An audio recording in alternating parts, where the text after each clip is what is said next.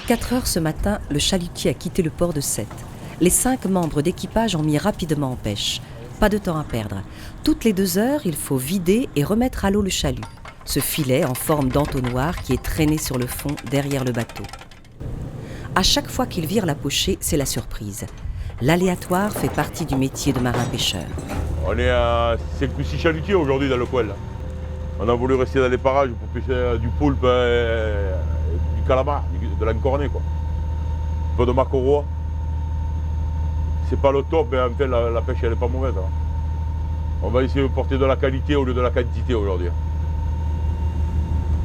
Tous les jours c'est un peu la loterie. Hein. On peut être le meilleur pêcheur du monde, si on n'a pas un peu de réussite, ça marche pas.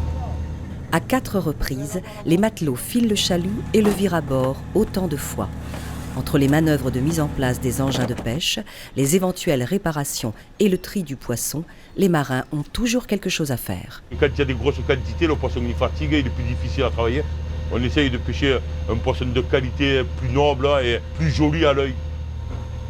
Depuis quelques années, on nous éduque à être des pêcheurs responsables. Et je pense qu'au fil des années, on s'apprend à être des pêcheurs responsables.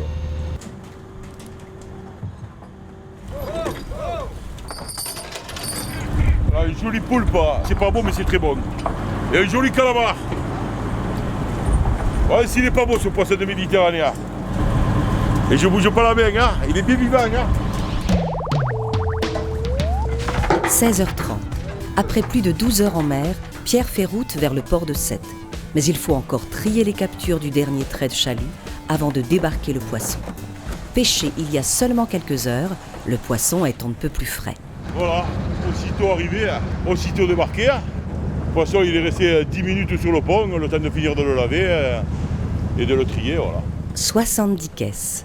Aujourd'hui, la pêche a été bonne et la vente tout autant. Le lendemain matin, Pierre, Ahmed, Ange et les autres repartent en mer comme tous les jours afin de répondre à la demande des consommateurs.